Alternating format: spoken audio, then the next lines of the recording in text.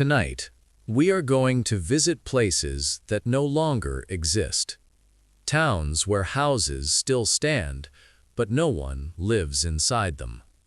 Across the United States, hundreds of towns were once full of life. Children played in the streets. Trains stopped every morning. Stores opened their doors at sunrise. And then, slowly, they were forgotten. In this video, there is nothing urgent. There is nothing exciting. Only quiet stories of forgotten American towns, told slowly so you can relax or gently fall asleep. America is often described as a young nation, a country of movement, of growth, of constant change. But scattered across its vast landscape are places that time has quietly passed by. Small towns, once busy, once alive.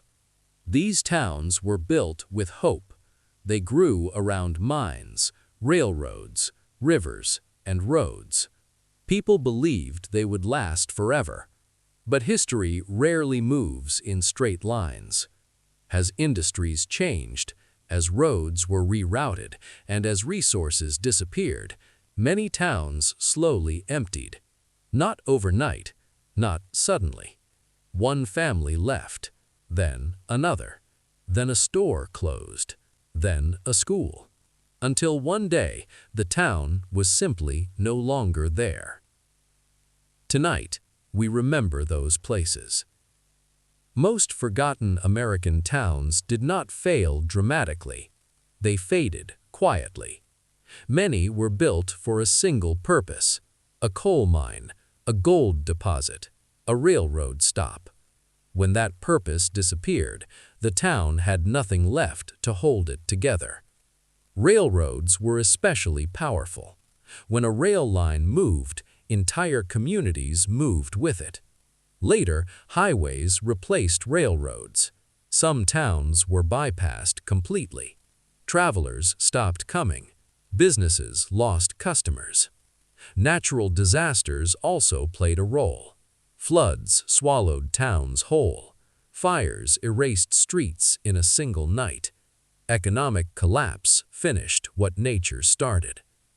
What remains today are empty buildings, quiet streets, and stories that few people remember. Centralia was once a normal American town. It had churches, schools, grocery stores, families who planned to stay for generations. In 1962, a fire started beneath the town. At first, it seemed small, almost unimportant. But the fire never stopped. It burned deep underground, through coal seams, spreading slowly beneath homes and streets. The ground became unstable. Toxic gases rose to the surface. Cracks opened in roads. Over time, residents were asked to leave. Most did. House by house, Centralia emptied. Today, only a handful of people remain. Streets end abruptly. Buildings are gone. Nature has reclaimed almost everything. Centralia did not collapse loudly. It simply became quiet. Bodie was born from gold.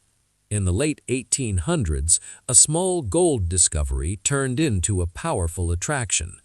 People arrived with dreams: miners, merchants, families. At its peak, Bodie had thousands of residents. There were saloons, hotels, schools, and newspapers. Life in Bodie was not gentle. The winters were cold. The ground was rough.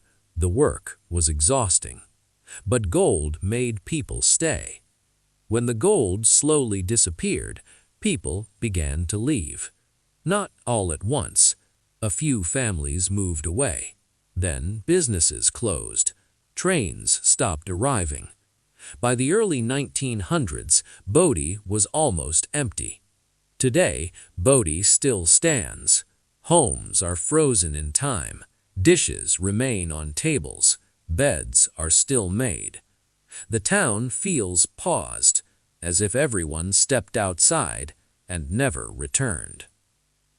Cahaba was once meant to be important. In fact, it was Alabama's first state capital. Located near two rivers, it seemed perfectly placed for success. But rivers can be unpredictable. Floods came again and again. Homes were damaged. Crops were destroyed. Diseases spread. The capital was eventually moved. Businesses followed. During the Civil War, Cahaba briefly returned to importance as a prison camp. After the war ended, so did the town's purpose. People slowly left. Nature moved in quietly. Trees grew through buildings. Streets disappeared beneath grass. Today, Cahaba is calm, almost peaceful. It is not loud history. It does not demand attention. It simply exists, softly, among the trees. Thurmond once lived by the railroad. Coal trains passed through daily. Workers filled hotels and shops. Money moved quickly. The town was small, but busy. As coal declined, so did Thurmond. Rail traffic slowed. Jobs disappeared. Families moved on. Fires damaged buildings. Floods took what remained. One by one, doors closed. Today, only a few residents remain. The train still passes through, but it rarely stops. Thurmond stands quietly beside the tracks, listening, waiting, remembering a time when it mattered. Garnet was built on hope. In the mountains of Montana, gold was discovered in the late 1800s. Soon, people arrived.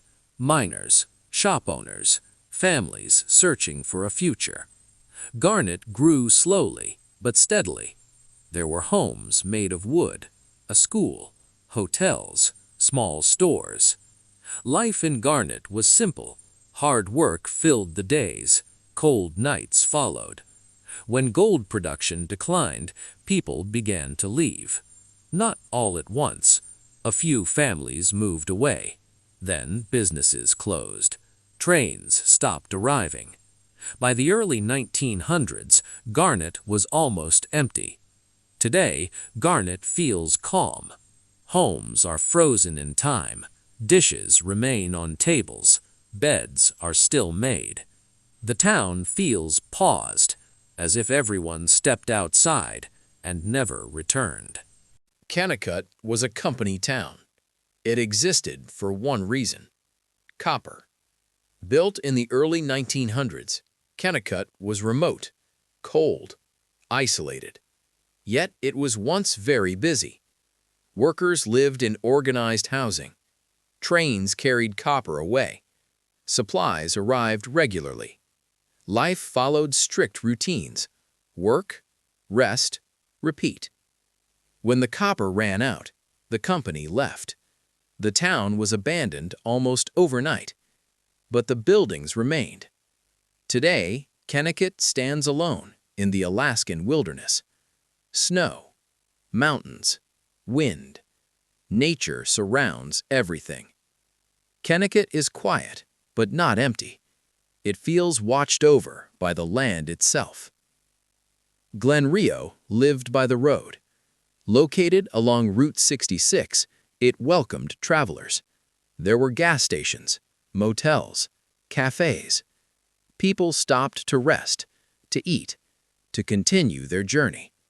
For years, the road kept Glen Rio alive. Then the highway changed. Interstate 40 bypassed the town. Cars no longer stopped. Travelers passed by too quickly. Businesses closed one by one. Without the road, Glen Rio had no reason to exist. Today, the buildings still face the highway, waiting. The road moves on. The town remains, quiet, still, forgotten. Bannock began as a gold camp. In 1862, gold was discovered nearby.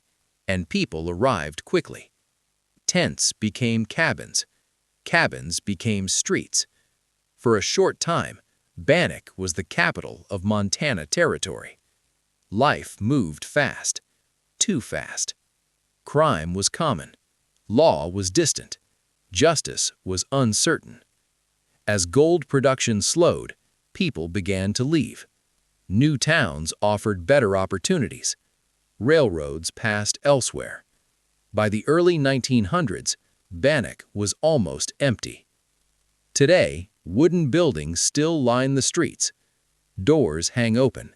Floors creak in the wind. Bannack does not feel rushed anymore. It feels patient, as if it is willing to wait forever. Rhyolite was built on expectation. Gold was discovered in the Nevada desert. Investors rushed in. Money flowed quickly. Banks opened. Hotels rose. Streets filled with people.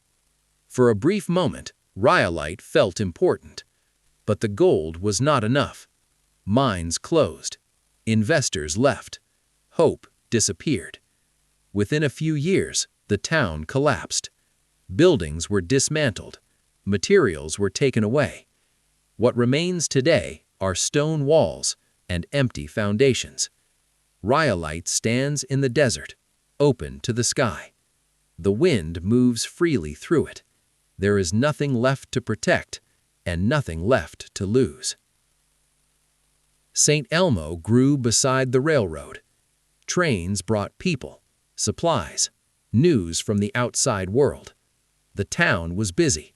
Shops lined the street. Hotels welcomed travelers.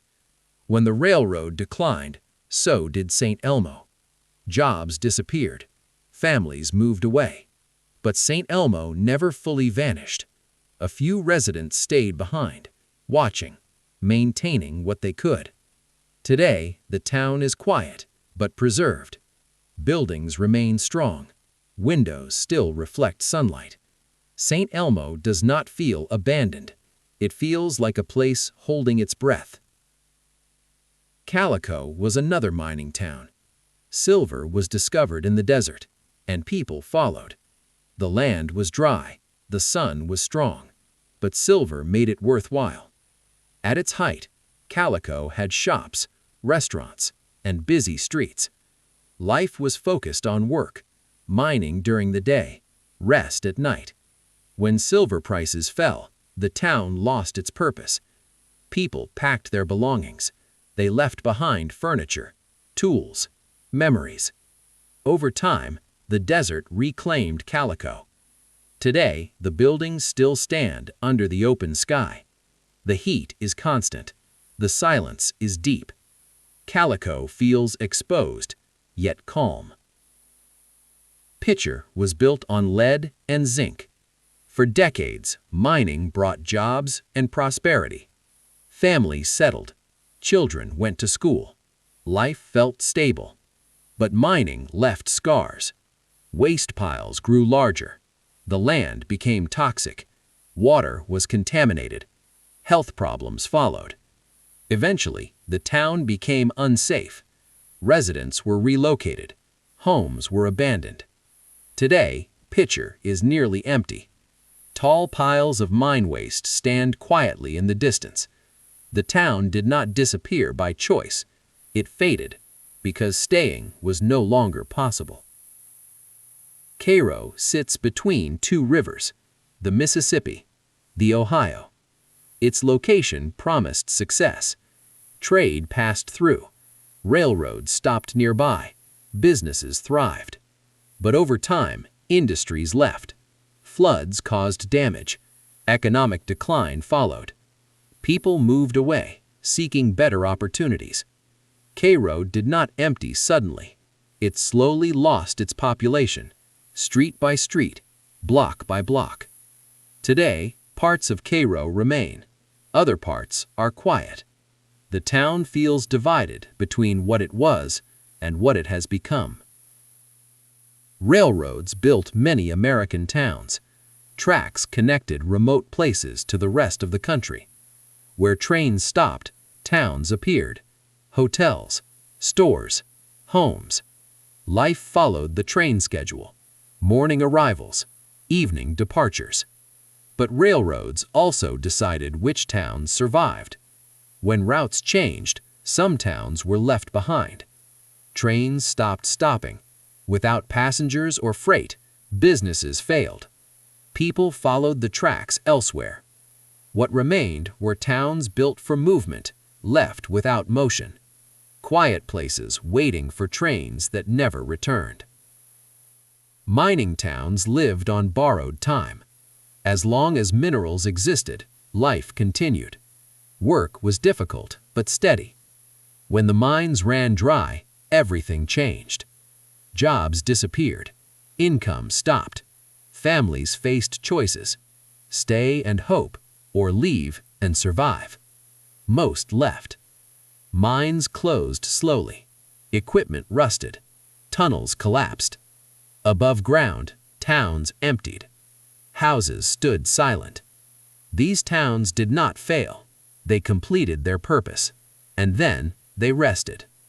For over 2,000 years, the most famous woman in history has been missing. Cleopatra ruled an empire, shaped Rome itself, yet no one knows where her body rests. Tonight, let's slowly uncover the mystery of Cleopatra's lost tomb. The missing tomb of Cleopatra, the most famous queen of the ancient world, ruled Egypt, terrified Rome, broke multiple empires emotionally, and somehow misplaced her own grave. So, before you get comfortable, take a moment, like the video and subscribe. But only if you genuinely enjoy what I do here. And let me know in the comments where you're tuning in from and what time it is for you. It's always fascinating to see who's joining us from around the world. When Cleopatra died, she did not exit history politely. There was no gentle fade out, no quiet retirement into the afterlife, no thank you all for coming moment. Cleopatra did not do subtle. She did dramatic, carefully planned dramatic, the kind of dramatic that lingers for over 2,000 years and still refuses to provide directions. This was the last pharaoh of Egypt, a woman who ruled one of the wealthiest kingdoms on earth, spoke several languages fluently, and managed to negotiate with Rome while simultaneously being underestimated by it. Cleopatra understood power, the way most people understand rent, constantly, anxiously, and with deep strategic awareness. She also understood legacy, which is why the idea of her having a casual, poorly planned burial is almost insulting. Ancient Egypt treated tombs like eternity projects. Pharaohs didn't just get buried, they launched branding campaigns. Tombs were designed to scream, "I was important, I'm still important, and you will remember me forever." Cleopatra grew up surrounded by this mindset. She knew exactly how burial worked. She knew it mattered, and she absolutely would not have left it to chance, fate, or a stressed-out priest with a clipboard, which makes the situation deeply awkward. We know where minor nobles were buried. We know the resting places of officials whose greatest achievement was owned a vineyard or once annoyed the tax office. We even know where some fairly forgettable rulers ended up. But Cleopatra, arguably the most famous woman of the ancient world, has no confirmed tomb. None. No signposts, no helpful "you are here" marker. This isn't mysterious in a fun, whimsical way. This is suspicious. Cleopatra curated her image relentlessly. She aligned herself with ISIS. She staged her appearances. She controlled how she was seen, spoken about, and remembered. Even her death was orchestrated to deny Rome a public victory parade. This was not someone who said, "just bury me wherever there's space." If anything, her tomb should have been impossible to miss. Lavish, symbolic, loud, in the way stone monuments are loud. A final reminder that she ruled Egypt on her own terms. And yet, instead of a monument, we have absence. No tomb, no body, no closure. Which suggests one of two things. Either someone worked very hard to erase her final resting place, or Cleopatra, true to form, planned one last disappearance and nailed it. If Cleopatra did one thing consistently throughout her life, it was control the narrative. She did not simply exist, she curated. She understood that power wasn't just armies and gold, it was how stories were told, who told them, and whether you let your enemies hold the microphone. So when the end came, Cleopatra treated death not as a defeat, but as her final public appearance. According to ancient sources, her death was deliberate, controlled, and extremely inconvenient for Rome. Octavian wanted her alive, preferably humiliated, paraded through the streets, and added to his victory resume. Cleopatra responded by doing the one thing Rome couldn't undo, dying on her own terms, which, frankly, is a bold move when your opponent controls half the known world. This matters because people who stage their deaths carefully tend to stage everything else carefully too. Cleopatra didn't panic. She didn't flee. She didn't beg. Ancient writers describe her arranging her final moments with the same calm precision she used for political negotiations. There were